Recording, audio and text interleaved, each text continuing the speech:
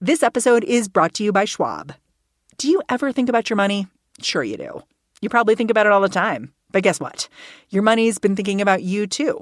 And it wants you to know that a financial plan can lead to 2.7 times higher net worth on average. That's why Schwab makes starting one easier than ever, with one-on-one guidance from a financial consultant and a complimentary online retirement plan that you can start in as little as 15 minutes. Plus, track your progress with free digital planning tools. So what are you waiting for? Visit schwab.com/plan today to learn more.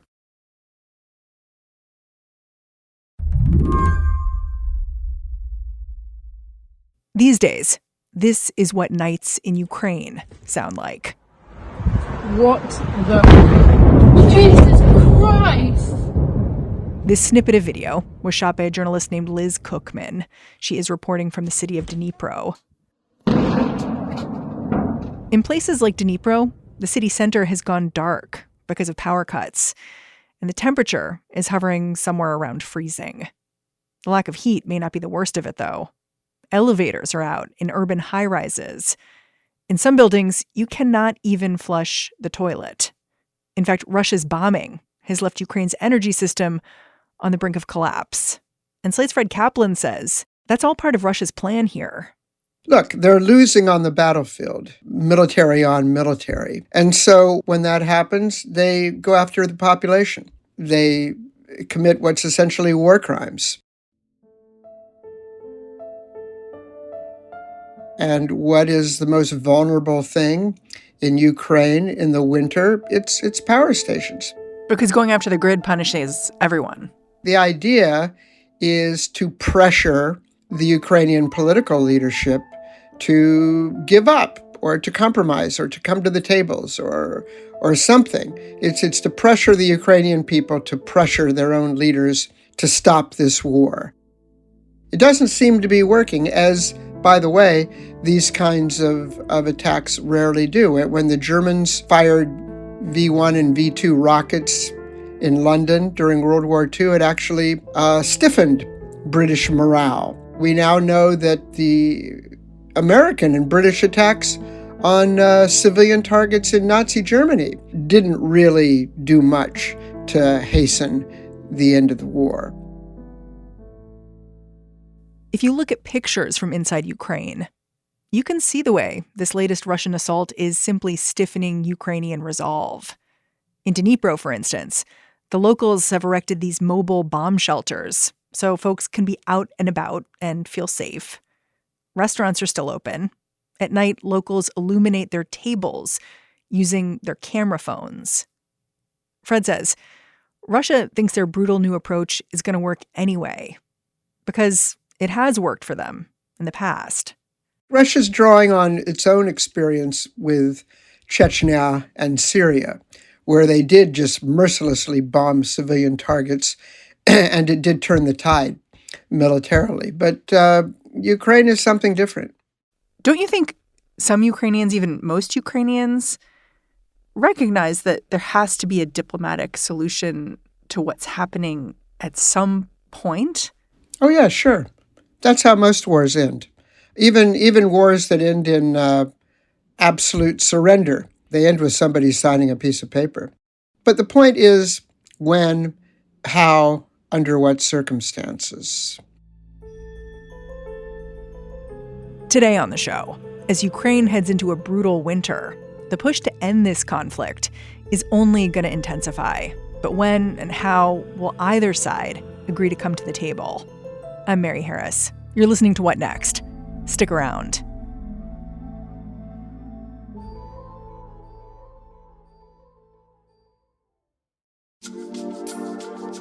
What Next is brought to you by Progressive.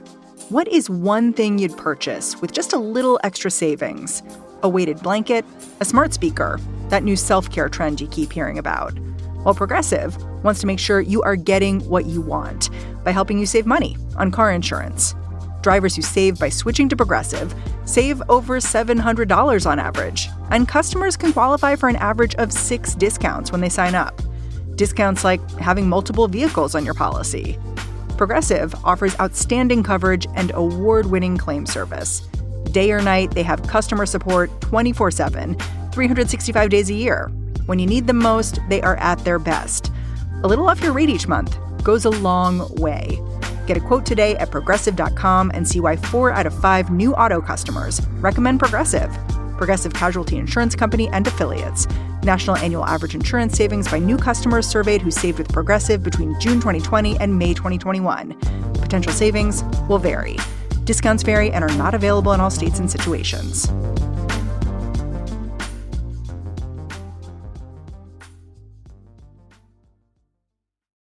This show is sponsored by Charles Schwab. Schwab's passion for serving clients is more than standard practice. It's part of who they are. With transparent pricing, 24/7 live support, and a satisfaction guarantee, the people at Schwab go the extra mile to help you on your investing journey. They're not just financial people, they're people too. Learn more at schwab.com/whyschwab.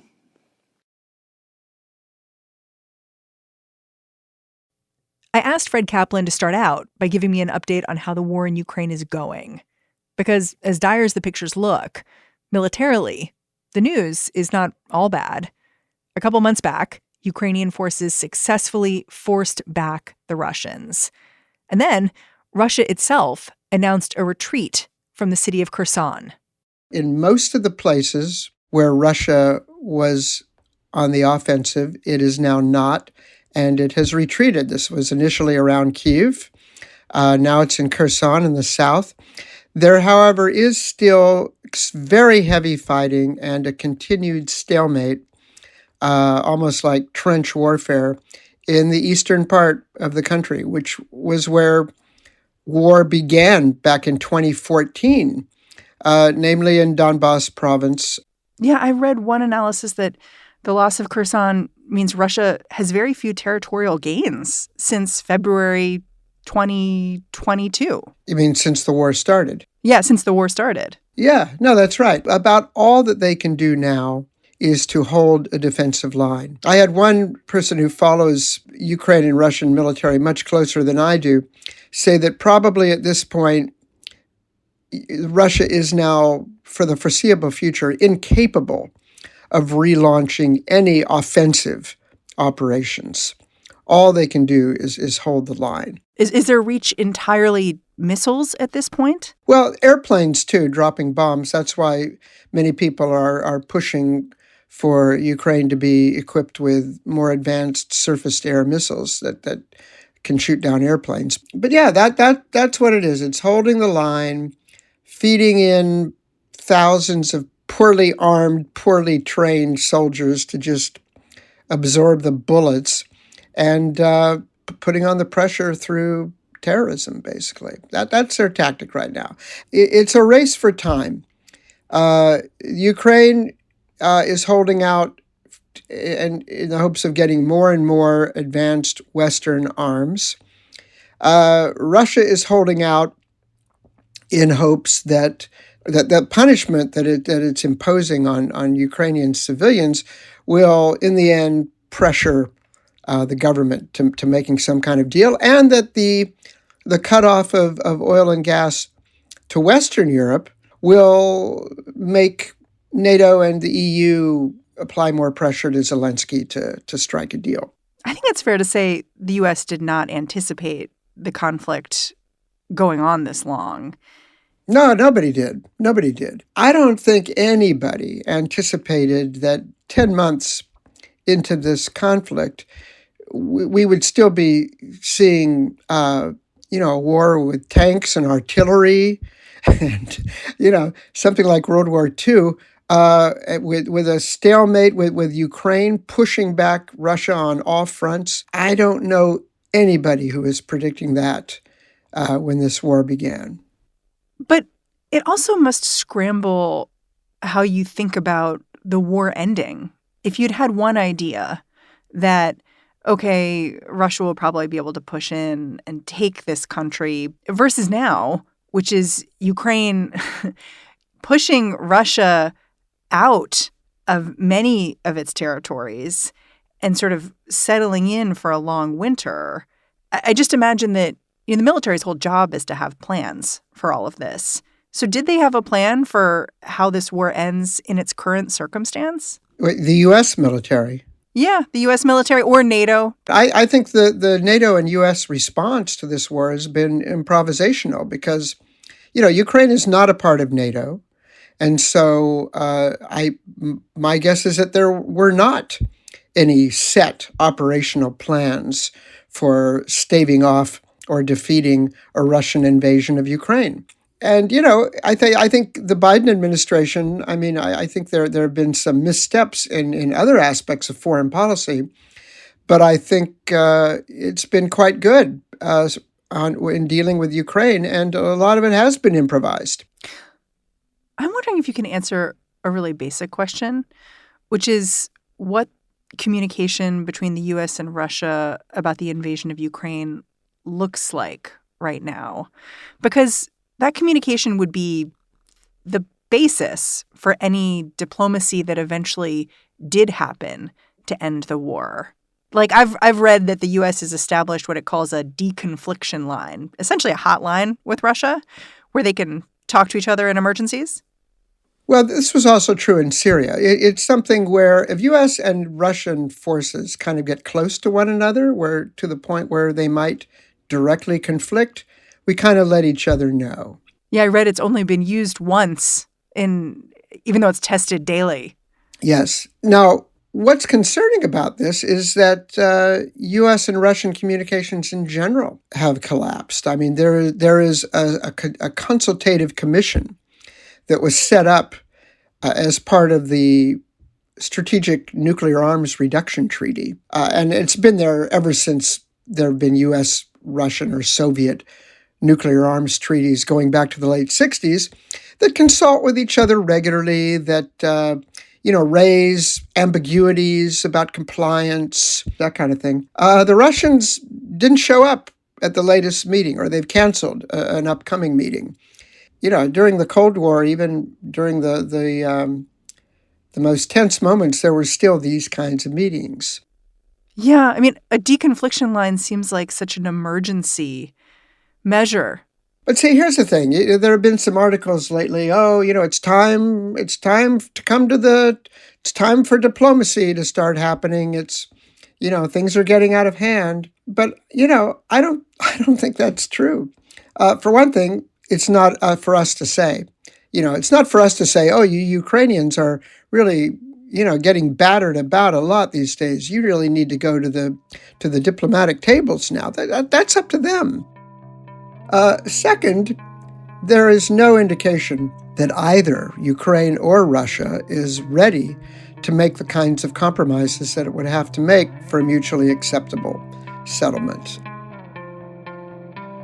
So, what would diplomacy even look like at this point?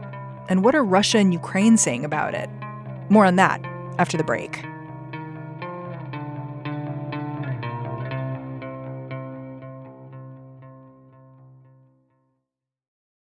This episode is brought to you by Best Buy. This year, let Best Buy be your holiday hype partner. Whether you're searching for exciting gifts or trying to snag the hottest holiday deals, or looking for ways to simplify the giving and receiving experience, Best Buy is here to help. Best Buy's got the best assortment of impactful tech gifts, along with fast and free fulfillment options and great deals all season long. Maybe you're looking for an air fryer to help the aspiring foodie in your life unlock new recipes. Or perhaps a new phone or camera for an aspiring filmmaker who's turning their passion into a side hustle. Maybe you're on the hunt for a new smartwatch to support a friend's wellness journey. No matter what you're looking for, Best Buy is your gifting destination for everyone on your list. And Best Buy makes it easy to get your gifts how and when you need them with free next-day delivery on thousands of items, as well as same-day delivery and in-store pickup options.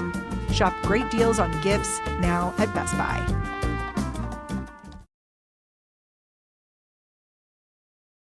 One reason some foreign policy wonks have been thinking about what diplomacy could look like in Ukraine is because Russia and Ukraine themselves have been toying with the idea.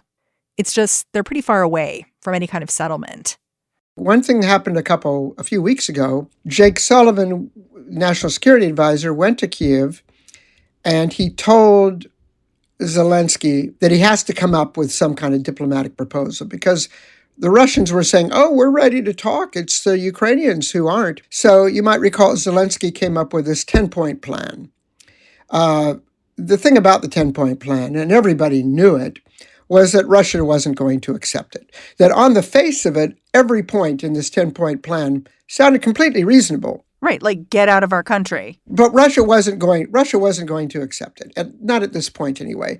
And so it was a PR gesture. It was a way of A, countering Moscow's claims that Ukraine isn't interested in diplomacy, and B, also showing some allied countries in Western Europe who are getting a little impatient, that Ukraine still holds the high ground. Even though this 10-point plan was a non-starter for Russia, here in the U.S., other voices have emerged, pushing for a diplomatic end to this conflict.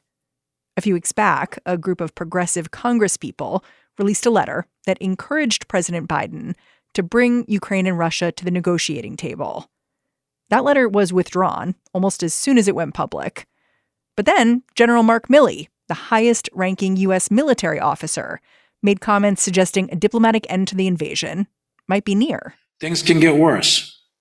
So when there's an opportunity to negotiate, when peace can be achieved, seize it. Seize the moment. He quickly fell back in line, coming out with a statement that he was on board with continued U.S. military support for Ukraine. Nevertheless, his original comments shocked Fred. Well, I don't know why he would say something like that publicly. I understand his point. More specifically, he said that Ukraine has probably made about as much military progress in this war, achieved as many military gains as they are likely to make. And maybe it's time just to hold the lines there and to negotiate a settlement. And again, strictly from a kind of an abstract viewpoint, there's something to that.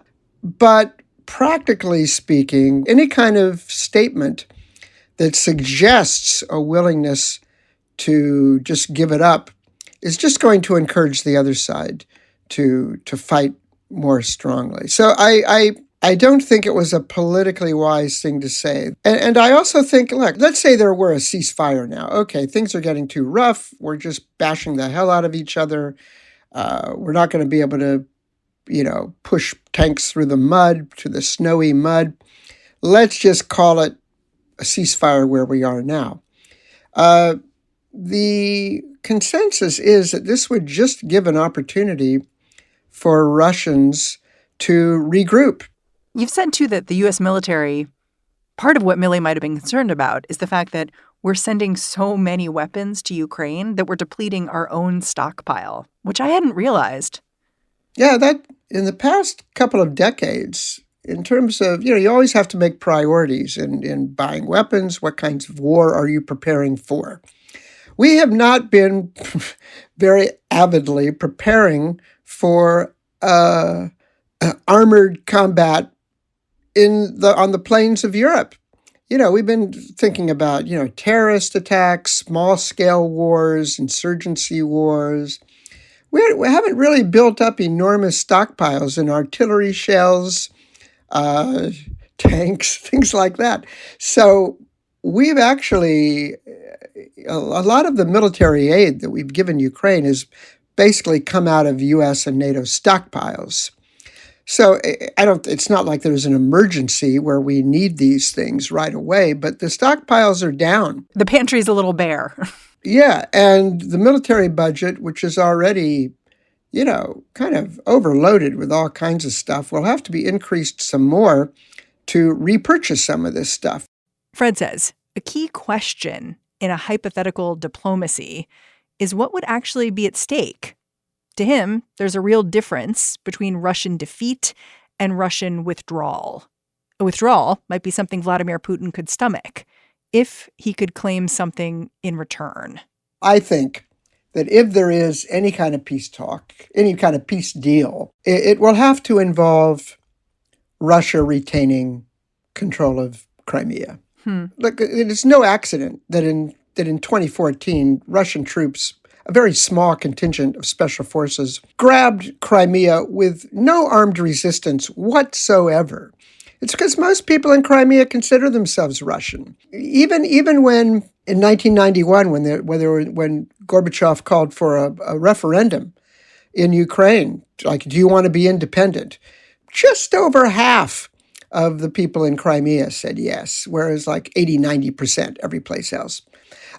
So look, Crimea, at some point, they're just going to have to let that go. And the other part of any peace negotiation would be some kind of truly free and fair and internationally supervised referendum in Donbass region in eastern Ukraine, which is where this war started, on what do you want to be? Do you want to be a full member of Ukraine? Do you want to be an autonomous republic within Ukraine? Do you want to become Russian? And yet you can't have that kind of settlement when you have armed Russian troops, in that region. There is going to be a test of how committed U.S. politicians are to the conflict in Ukraine fairly soon. President Biden has asked Congress for $40 billion in funding for the war. And House Republicans are saying a couple of things at the same time about it. They're saying that they're committed to supporting Ukraine, but also that they don't want to support it to the tune of $40 billion. Is it possible that U.S. politicians drain enough resources from Ukraine that diplomacy becomes a necessary option? Or do you not see that happening? I don't know. McCarthy, the quite likely House Speaker, said, we're not going to give Ukraine a free ride anymore. However, the incoming chairman of the House Armed Services and Foreign and International Relations Committees are in fact quite hawkish, quite disposed to passing however large a military budget is put on the table, and are very keen and unabashedly so on continuing to help Ukraine. So I don't really see that happening. Political support is still, among the people who are really making the decisions, is still quite firm. The one thing that Putin is hoping for is weakness of Ukraine and disunity among his allies in the West. So the more that you give him the impression that there is disunity and that people are getting impatient, the more you encourage him to hold on, the more, to the extent there's any dissension going on inside the Kremlin, the more foundation you're giving him to tell his internal skeptics, look, see this statement, see that statement, don't worry, within 5-6 months, they're going to collapse. The question is whether calling for diplomacy now is anything more than a PR gesture, and unless couched in very careful terms, such as Zelensky's 10-point plan, might even be counterproductive in terms of hastening a peaceful end to the war. Fred Kaplan, thank you so much for joining me. Anytime. Fred Kaplan is Slate's War Stories correspondent. And that is our show. If you're interested in the war in Ukraine and how it's going on the ground, definitely go follow Liz Cookman, that reporter whose video you heard at the top. She is on Twitter at Liz_Cookman. And if you're a fan of what we're doing here at What Next, the best way to support our work is to join Slate Plus. It gives you all kinds of benefits, including ad-free podcasts like this one, and all access to Slate.com. You can do that by signing up at slate.com/whatnextplus. What Next is produced by Elena Schwartz, Carmel Delshad, and Madeline Ducharme. We are getting a ton of support right now from Anna Phillips, Jared Downing, and Victoria Dominguez. We are led by Alicia Montgomery and Joanne Levine. And I'm Mary Harris. I will be back in this feed bright and early tomorrow. Catch you then.